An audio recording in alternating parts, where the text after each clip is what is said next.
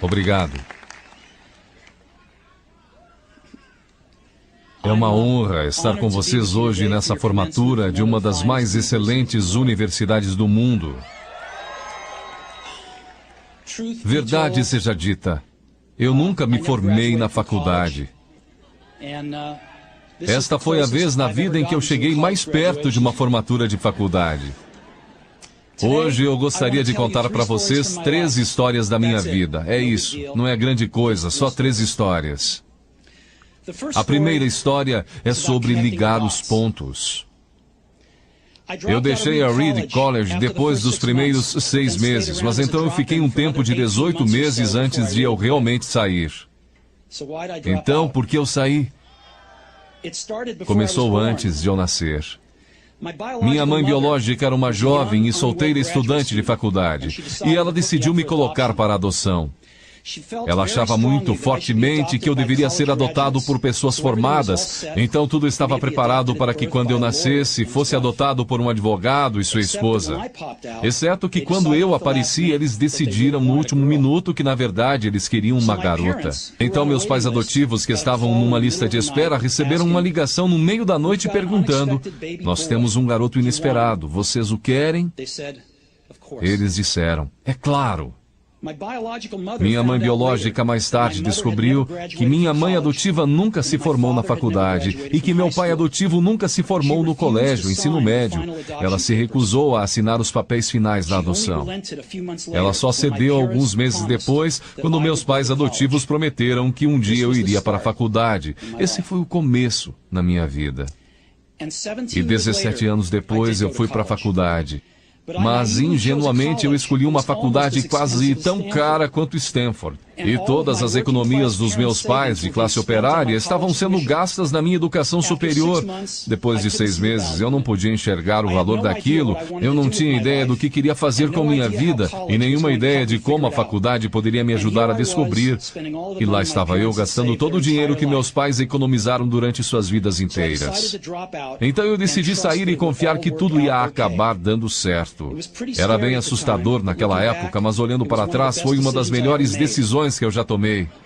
Assim que eu saí, eu pude parar de assistir às aulas obrigatórias que não me interessavam e comecei a assistir às que pareciam interessantes. Nem tudo foi tão romântico. Eu não tinha um dormitório, então eu dormia no chão do quarto dos amigos. Eu devolvia garrafas de Coca-Cola aos depósitos por 5 centavos para poder comprar comida, e eu andava 7 milhas através da cidade toda noite de domingo para pegar uma boa refeição semanal no templo Hare Krishna. Eu amava aquilo. E muito do que eu encontrei seguindo minha curiosidade e intuição se mostrou de valor incalculável mais tarde. Deixe-me dar um exemplo. A Reed College, naquele tempo, oferecia, quem sabe, a melhor instrução sobre caligrafia no país. Por todo o campus, cada pôster, cada etiqueta em cada gaveta apresentava uma bela caligrafia manual. Por eu ter saído e não ter que assistir às aulas normais, eu decidi tomar aulas de caligrafia para aprender a fazer aquilo. Eu aprendi sobre caracteres com e sem serifa, sobre a variação do espaço entre diferentes combinações de letras, sobre o que torna a grande tipografia grande. Era bonita, histórica, artisticamente sutil de uma maneira que a ciência não pode capturar. E eu achei aquilo fascinante. Nada disso tinha sequer um lampejo de aplicação prática na minha vida. Mas 10 anos depois, quando nós estávamos projetando o primeiro computador Macintosh, aquilo tudo voltou para mim. E nós colocamos tudo no Mac. Foi o primeiro computador com uma tipografia bonita. Se eu nunca tivesse entrado naquele simples curso da faculdade, o Mac nunca teria múltiplos tamanhos de letra ou fontes proporcionalmente espaçadas. E já que o Windows copiou o Mac, provavelmente nenhum computador pessoal teria.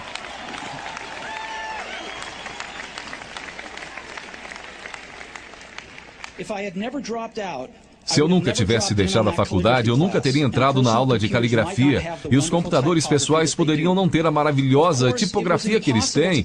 Claro que era impossível conectar os pontos. para frente quando eu estava na faculdade, mas ficou muito claro olhando para trás 10 anos depois. De novo, você não pode conectar os pontos olhando adiante, você só pode conectá-los olhando para trás. Então você tem que confiar que os pontos de algum jeito vão se conectar em seu futuro. Você tem que confiar em alguma coisa, seu Deus, destino, vida, karma, seja o que for. Porque acreditar que os pontos vão se ligar em um momento vai te dar confiança para seguir seu coração, mesmo que ele te leve para um caminho diferente do previsto. E isso fará toda a diferença.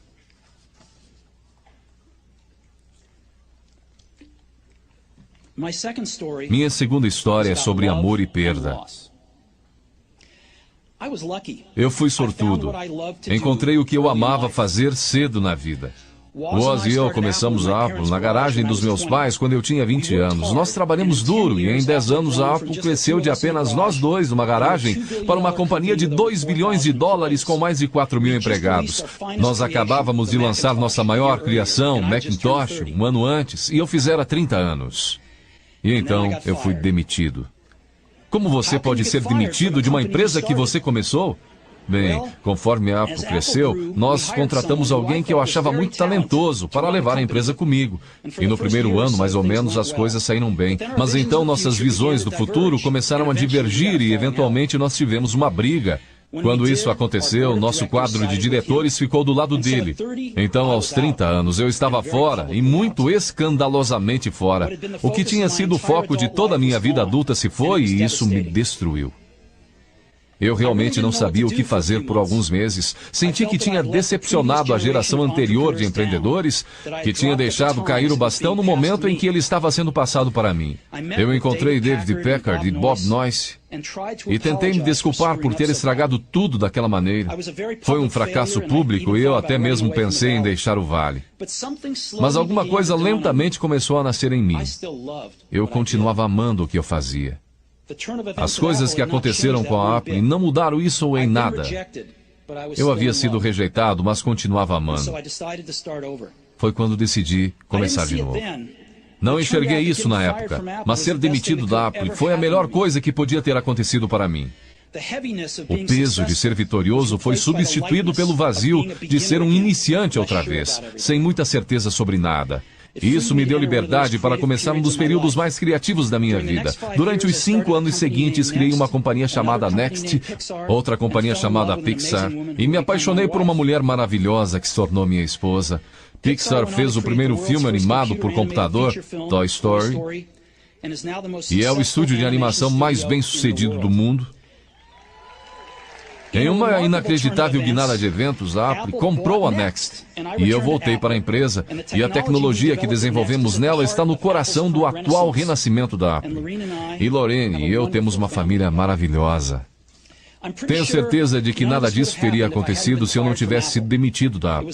Foi um remédio horrível, mas eu entendo que o paciente precisava. Às vezes a vida bate com um tijolo na sua cabeça. Não perca a fé. Estou convencido de que a única coisa que me permitiu seguir adiante foi o meu amor pelo que fazia. Você tem que descobrir o que você ama. Isso é verdadeiro tanto para o seu trabalho quanto para com as pessoas que você ama. Seu trabalho vai preencher uma parte grande da sua vida.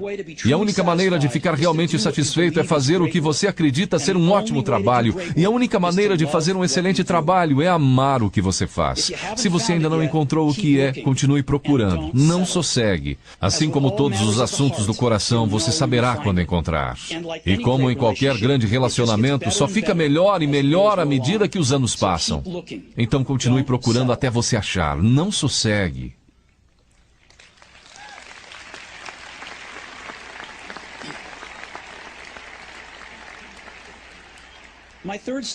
Minha terceira história é sobre a morte. Quando eu tinha 17 anos, eu li uma citação mais ou menos assim: se você viver cada dia como se fosse o último, algum dia provavelmente você vai acertar. Aquilo me impressionou e desde então, nos últimos 33 anos, eu tenho olhado no espelho cada manhã e perguntado a mim mesmo, se hoje fosse o último dia da minha vida, eu ia querer fazer o que eu vou fazer hoje?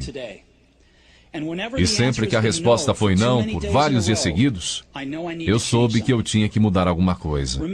Lembrar que eu logo vou estar morto é a ferramenta mais importante que eu já encontrei para me ajudar a fazer grandes escolhas na vida. Porque quase tudo, toda a expectativa exterior, todo o orgulho, todo o medo de dificuldades ou falhas, estas coisas simplesmente somem em face da morte, deixando apenas o que é realmente importante.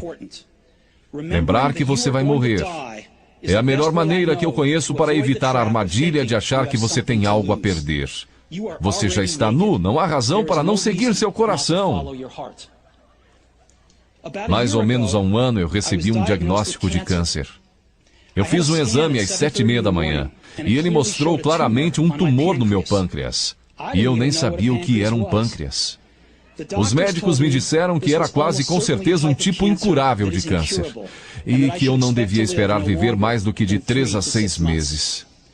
Meu médico me aconselhou a ir para casa e botar meus negócios em ordem, o que no idioma dos médicos significa prepare-se para morrer. Significa tentar dizer aos seus filhos tudo o que você pensou que teria os próximos 10 anos para lhes dizer em apenas uns poucos meses. Significa ter certeza que tudo está no lugar para que seja tão fácil quanto possível para sua família. Significa dizer adeus. Eu fiquei com aquele diagnóstico o dia inteiro. Depois, naquela noite, eu tive uma biópsia, em que eles enfiaram um endoscópio na minha garganta através do meu estômago e dentro dos meus intestinos, colocaram uma agulha no meu pâncreas e pegaram algumas células do tumor. Eu estava sedado, mas minha esposa, que estava lá, me disse que quando eles viram as células no microscópio, os médicos começaram a chorar, porque descobriram que era uma forma muito rara de câncer pancreático que seria curável através de cirurgia. Eu fiz a cirurgia e hoje eu estou bem.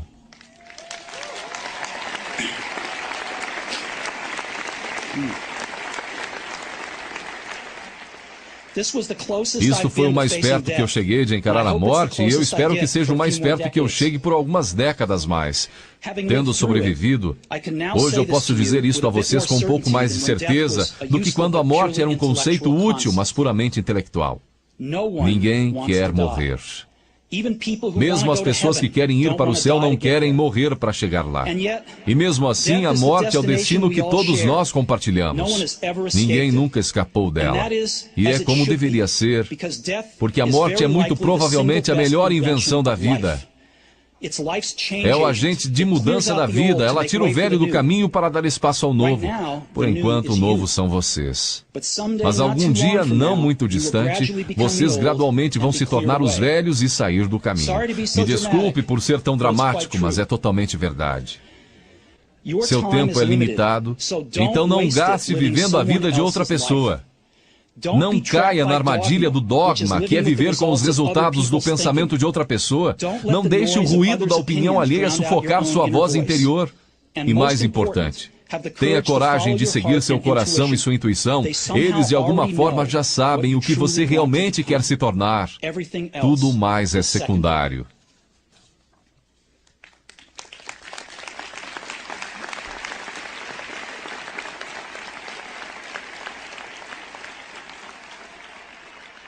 Quando eu era jovem, havia uma maravilhosa publicação chamada O Catálogo de Toda a Terra, que era uma das Bíblias da minha geração. Foi criada por um camarada chamado Stuart Brand, não muito longe daqui, em Menlo Park. E ele deu vida à publicação com seu toque poético. Isso foi no final dos anos 60, antes dos computadores pessoais e da editoração eletrônica, então tudo era feito com máquinas de escrever, tesouras e câmeras Polaroid. Era tipo o Google formato brochura, 35 anos antes do Google aparecer. Era idealista e com abundância de recursos elegantes e ideias brilhantes. Stuart e sua equipe publicaram várias edições de O Catálogo de Toda a Terra, e então, quando seu papel estava cumprido, eles publicaram uma edição final. Era meados dos anos 70 e eu tinha a idade de vocês. Na contracapa da edição final havia uma fotografia do amanhecer em uma estradinha de terra, do tipo em que você poderia ficar pegando carona se você for aventureiro. Embaixo dela estavam as palavras Stay hungry, stay foolish. Era a mensagem de despedida deles ao sair do ar. Stay hungry, stay foolish.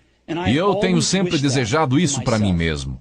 E agora, a vocês, se formarem para começar outra vez. Eu desejo isso a vocês. Stay hungry, stay foolish. Muito obrigado a todos vocês.